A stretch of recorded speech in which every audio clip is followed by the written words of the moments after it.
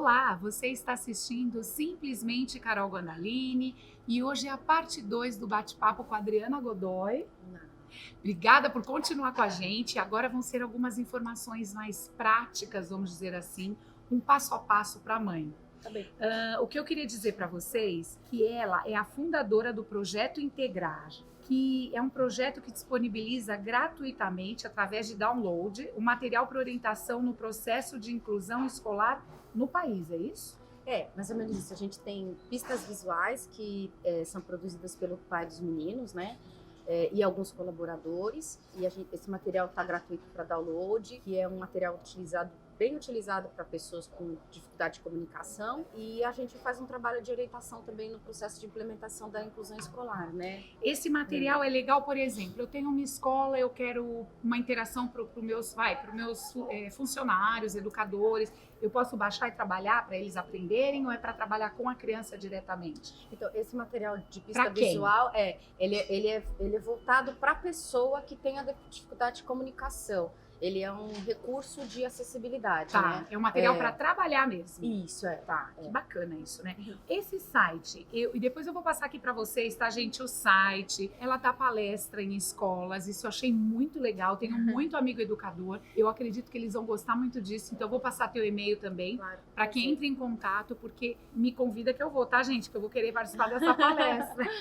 E aí eu queria saber, esse site tem acesso apenas no Brasil ou ele é visitado mundialmente? Como é? Para nossa alegria mesmo, né? A gente tem acesso de mais de 40 países, né? Uau! Os desenhos nossos são baixados aí, pelo mundo afora. A gente agora, em 2020, está articulando parcerias com uma academia de arte também, que é muito assim, parceira nossa em outros projetos, para que a gente consiga uma equipe de desenhistas para conseguir produzir mais material, porque a gente tem muitas demandas. Sozinho, assim, eu e o Neymer, a gente não dá conta. Essa é a verdade, porque somos nós, a gente tem a colaboração também de uma empresa de educação, que é o Olhar Cidadão, que nos orienta, nos ajuda muito, mas é sempre na perspectiva da colaboração, né? Então a gente também fica, assim, tem hora que a gente Amarrado, fica espera, porque a gente todos têm as suas demandas, né, específicas, né? Mas a gente espera agora em 2020 conseguir produzir mais material com essas parcerias muito novas. bacana. O povo sabe que eu sou super transparente. Eu ainda não acessei, mas isso já tá na minha agenda, né, gente? Que eu gosto de agenda de papel. E eu vou entrar porque eu quero acessar. É muita coisa mesmo. A gente tá Não sempre o tempo correndo atrás do tempo, né? Jesus, não, só de ser mãe, a pessoa não precisava nem ter trabalho, né? Porque filho já toma bastante tempo. Enfim, eu tenho 3. Não é fácil. Vamos lá. Eu queria que você me falasse também um pouquinho, assim, rapidamente, porque o foco não é esse, mas que tem também um curso à distância preparado. Como é que foi isso? Tem um EAD para formação? Esse curso de educação à distância, a gente recebeu uma premiação, né? A gente participou de um edital voltado para a área da tecnologia da Prefeitura de São Paulo, e a gente recebeu uma premiação. Então, com esse edital, a gente fez um curso de educação à distância ensinando essa técnica de desenho roteirizado, que é o que a gente faz, porque para que as pessoas possam produzir os seus próprios materiais, né? Então é um curso gratuito, está lá.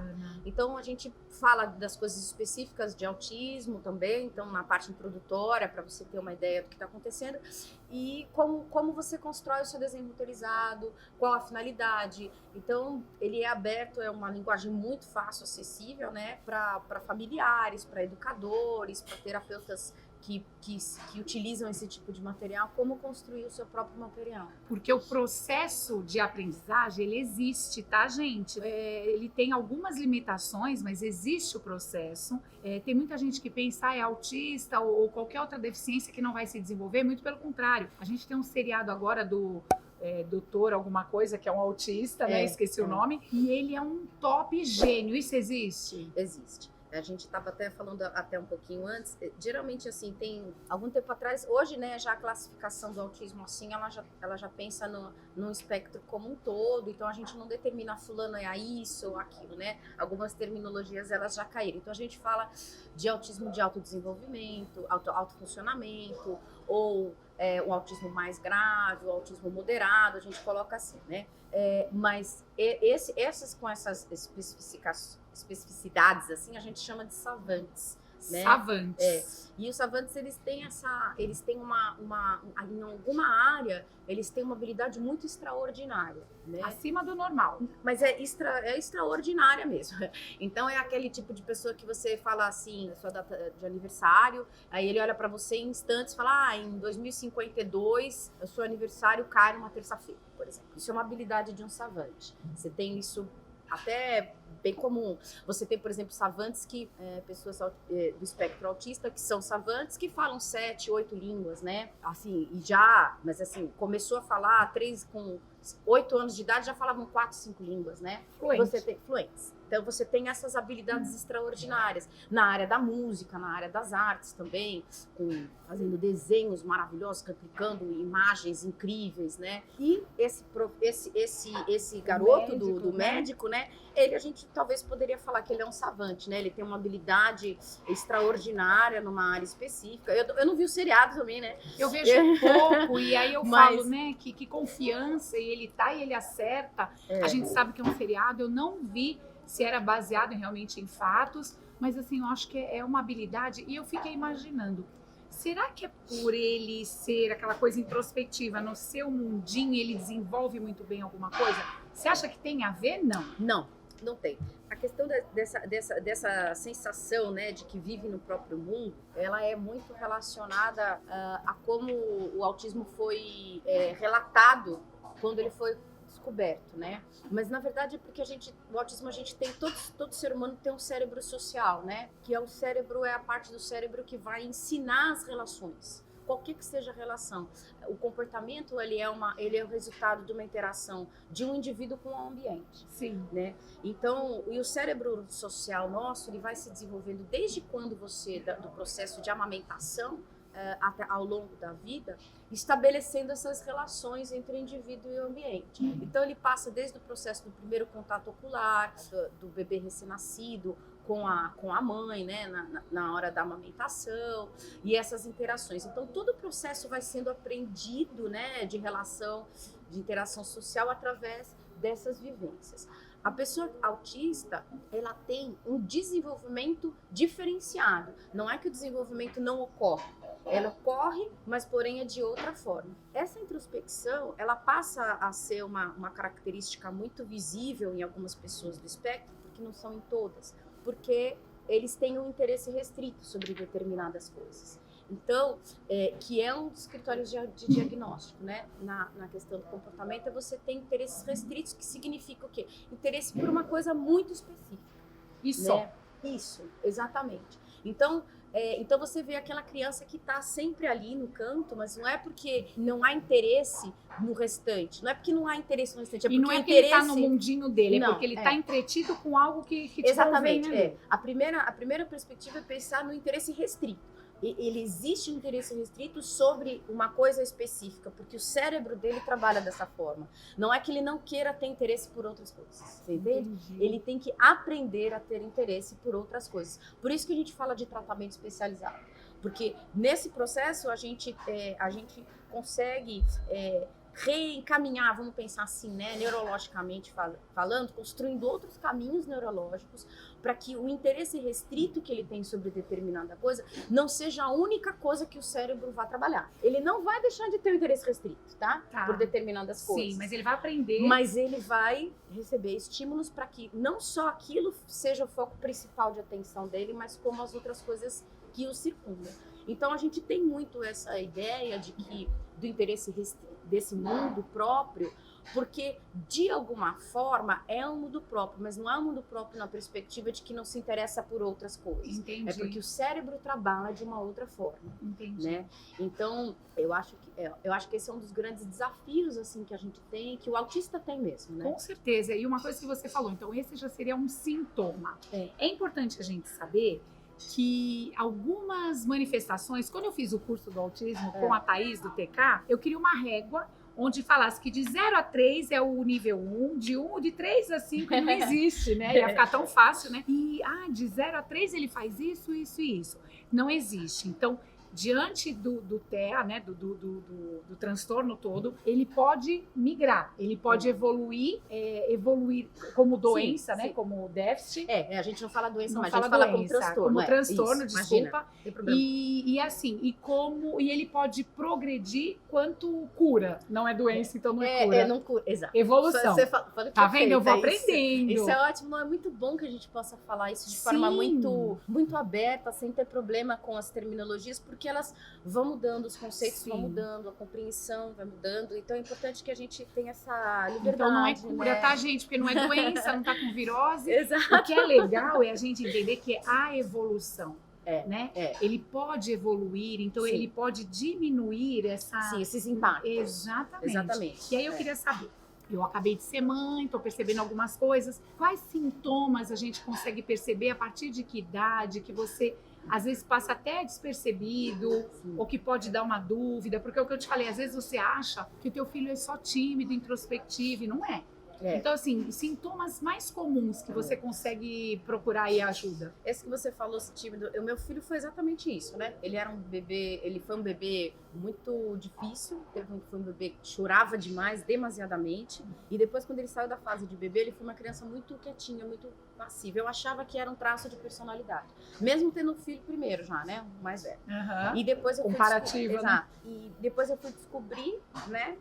Quando alguns desses sintomas se agravaram, que essas coisas que eu achava particularidade da personalidade do Vitor não era da personalidade, era sintomas do autismo já, né? Por exemplo. Então a gente tem, por exemplo, o espectro ele é muito grande e para cada criança vai se manifestar de uma forma, mas o critério mesmo que a gente tem de diagnóstico é déficit de comunicação e comportamento, e dentro desse critério de comportamento, interesses restritos, né, em determinadas coisas e repetitivos, né? Então, por exemplo, você pode ter uma criança, hoje já existem estudos que no bebê, a partir dos 4 meses, 5 meses, você já consegue detectar uma deficiência, uma modificação no desenvolvimento. Então é muito importante, por exemplo, você tem uma curva de desenvolvimento infantil ali, né? E que você tem comportamentos ou estímulos que são esperados desse bebê.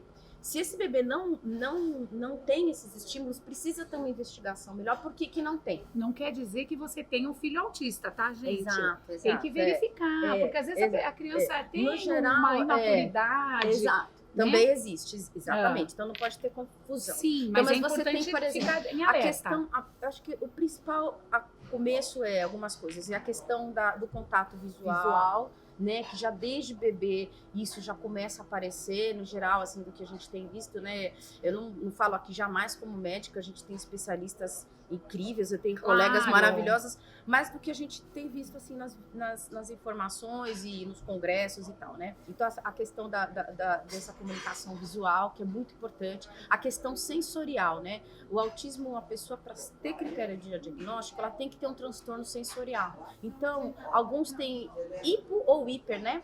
Então você tem um movimento, por exemplo, às vezes elas têm uma questão, por exemplo, com a visão, que é uma luz, a incidência de luz incomoda muito, ou sobre a questão da pele, então você tem uma questão do tato, você tem a questão auditiva, tem hipersensibilidade ou hipossensibilidade, ou procura, né, um som muito alto o tempo todo para estimular algo que ele não tem, ou ao contrário, ele o tempo todo está se protegendo do som. Se incomoda. Se incomoda. Por exemplo, existe geralmente, né, um apego muito grande à rotina, né? Então, quando a gente quebra um pouco essa rotina, essas crianças se destabilizam demais, né? Ainda mais se não tiver previsibilidade do que vai acontecer. A gente tem muita seletividade alimentar, porque muitos deles têm uma questão de sensibilidade na parte sensorial, né, do paladar.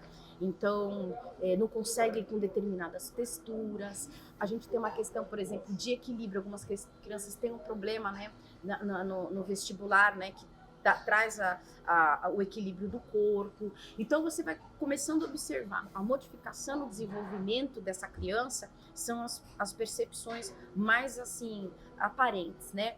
A criança tem dificuldade de se relacionar com outras crianças da mesma idade, de se relacionar com familiares. Ela, por exemplo, quando ela está numa brincadeira com os colegas, ela procura muito mais objetos do que a interação com essas crianças, né? Então, outra coisa que é um sintoma muito claro que tem é a questão do nome, né? Você chama a criança repetidas vezes, a criança não responde, né? Por quê? Então, é justamente porque por esse problema no processo de comunicação e de interação.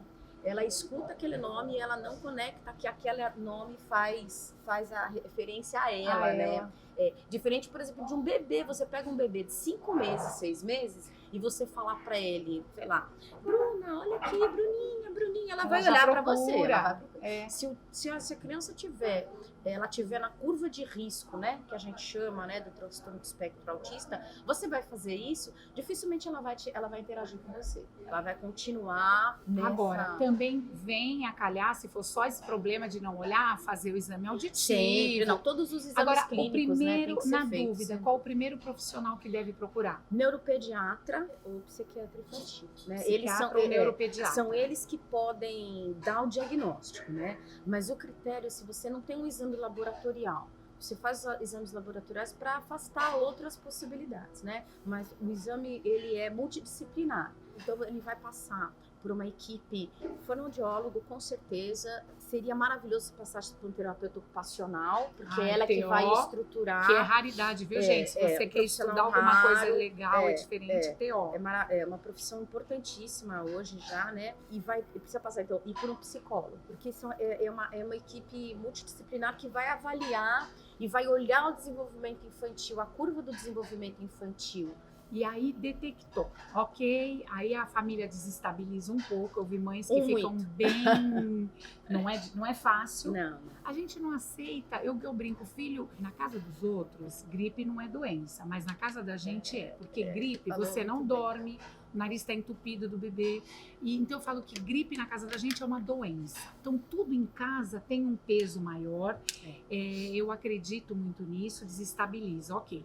Voltamos a estabilizar todo mundo, vamos em busca. Depois que eu detectei com um neuropediatra, com um psiquiatra infantil, quem vai fazer esse tratamento? Quais são os profissionais que acompanham um autista, assim, para que realmente tenha um bom resultado? No geral, a gente precisa pensar, esse médico, né, ele acaba virando um médico da família, o famoso médico da família que a gente perdeu, né, ao longo dos anos.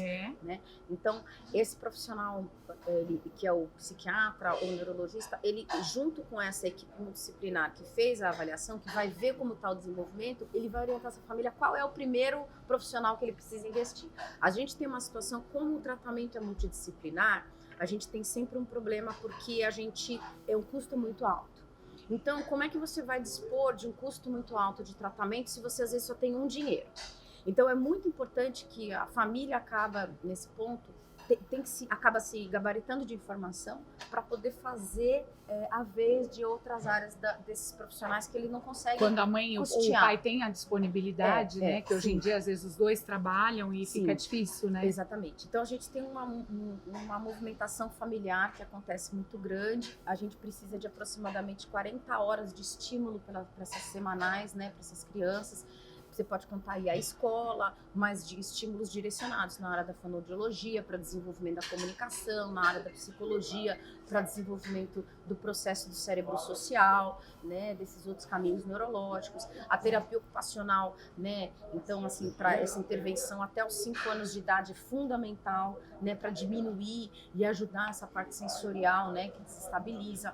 Então, no geral, o profissional ele vai olhar esse quadro de desenvolvimento e vai falar, olha, vamos agir aqui primeiro, mas se você puder agir aqui e aqui, esse é o ideal que você faça. Entendi. E aí eu queria te perguntar, existem instituições gratuitas, ONGs, que fazem esse atendimento, o conjunto, a terapia total para esse autista? Existe. O certo é que a gente lute e batalhe isso pelo sistema público de saúde.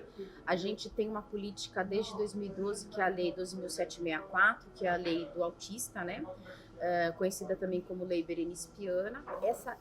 Essa política, ela garante o tratamento especializado através do sistema público de saúde. E aí a gente tem as instituições, algumas que geralmente são fundadas por pais, por familiares, né? Que tem parceiros, profissionais parceiros também, para conseguir fazer o tratamento especializado. Importante falar que tratamento especializado na educação especializada, né? Tratamento especializado, ele vai ter os profissionais da área da saúde, não são os profissionais da área da educação. Eu fiz o curso na Thaís, eu ouvi dizer que no posto de saúde do bairro, do município e tal, tem TO, que tinha um pessoal de apoio, que a diretora de escola, assim que ela identificasse alunos que tivessem a necessidade, ela faria uma solicitação oficial. Sim. E que eles começariam esse apoio. É real isso? É real. Por exemplo, o Vitor, né, ele está no ensino municipal de São Paulo. Então, quando a gente entrou no ensino municipal no 6º ano, a primeira pergunta que foi feita é se ele já tinha tratamento. Se ele já estava, e mesmo assim ele estava já em tratamento, mas mesmo assim a escola encaminhou para que a gente pudesse conhecer o lugar, e ver se o local era melhor acesso em questão de mobilidade e tal. E nesse lugar ele passaria por um critério mesmo. Lá ele teria fonoaudiólogo, psicólogo, terapeuta ocupacional. Então a gente tem no sistema público mecanismos. São poucos que são especializados em autismo, muito poucos. Então a gente tem uma população hoje, e estima-se, né, que hoje já um estudo norte-americano que saiu, no Brasil não existe estudo, é de que 1 a cada 56 crianças nascidas, ela está no espectro autista. A Organização Mundial de Saúde hoje já entende o autismo como uma questão de saúde pública mundial. Então, 1% da população do mundo é de autismo. Certo. E dentro desse 1% da população mundial autista, a gente tem milhares, uma porcentagem imensa sem diagnósticos. Então, a gente tem ainda o sistema de saúde que ainda, inclusive de poucos profissionais disponíveis, né? Então, a gente precisa realmente fazer uma mobilização, assim, para entender como garantir esse tratamento especializado, que o quanto antes se começa, melhora o desenvolvimento, porque você tem as podas neurais que vão acontecendo, né, de acordo com o crescimento dessa criança, desse jovem, desse adulto, e quanto antes a gente começa esse trabalho todo, esse impacto ele pode vir, né, não é a garantia mas os estudos científicos já mostram que esses impactos eles vão ficando menores com o decorrer dos anos. Isso é maravilhoso, a gente poder ouvir isso e verificar que a gente tem como tratar, a gente está no caminho, né? Sim, tem muito a crescer, mas a gente já evoluiu bastante. Sim. E eu queria só te fazer uma perguntinha. Tem autista mais tranquilo e tem aqueles mais agressivos, só para aquela mãe desesperada. Tem como controlar, fazer um trabalho legal para que ela possa sair com seu filho, que ela possa interagir? Porque eu já vi pessoas, o autista adulto, forte, mais agressivo, e a mãe é uma senhora, tal, e ela acaba não podendo sair porque ele pode ficar agressivo e ela não consegue conter. Existe um trabalho para diminuir? Existe. Essa é uma situação difícil que a gente tem, né? Principalmente no autismo adulto, porque foi uma população que não teve acesso a tratamento, não teve acesso a muitas coisas que hoje o meu filho teve, o seu filho que está iniciando, né? O seu netinho que acabou de ter um diagnóstico vai ter de possibilidade.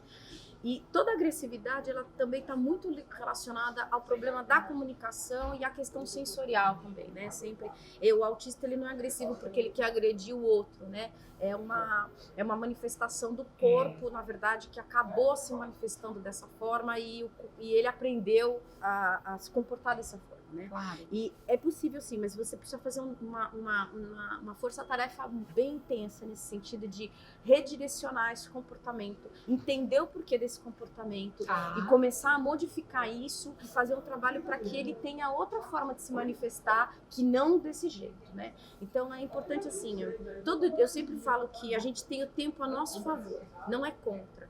Então, mesmo que o seu filho seja um autista adulto, na casa dos 30, 40 anos, A gente não pode achar que porque ele já está com essa idade, ele não pode desenvolver coisas que ele precisa desenvolver. Basta você pensar que hoje a gente tem uma quantidade de pessoas adultas se alfabetizando, que um dia foram analfabetos. A gente tem tá aí. Né, uma quantidade de pessoas já para cima de 50, 60 anos, que são jovens hoje a ser vistos, né, como pessoas fortes, vitais, em desenvolvimento, fazendo um curso de pós-graduação, entrando na faculdade, então estão adquirindo conhecimento, estão ampliando a sua capacidade cognitiva. Para a pessoa com deficiência também não é diferente, né? Então a gente ter o tempo a nosso favor, não colocar contra a gente e lutar sim para que o poder público possa garantir a proteção a essas pessoas e a nossa família, né? Isso é ótimo. Eu quero falar para você, assim, muito obrigada. Eu acho que você tem muito mais para falar. A gente pode realmente, como eu te falei, divulgar, fazer palestra e entrar no site. Eu acho que é muito legal esse teu trabalho. Eu que agradeço. Eu não tenho. Obrigada mil vezes. Obrigada eu. E eu quero agradecer o Marco Júnior aqui da Dicunto, tá? Por oferecer esse café maravilhoso pra gente, né? Dicunto aqui do Shopping Moca. O Orlando, que é o gerente, o João Paulo, garçom fofinho, que atendeu a gente com muita gentileza, né? Solícito. E eu quero dizer para você, se você gostou, que você curta, compartilhe, se inscreva se você ainda não se inscreveu no canal. Quarta-feira que vem tem mais aqui no Simplesmente Carol Gondalini. Um beijo para você.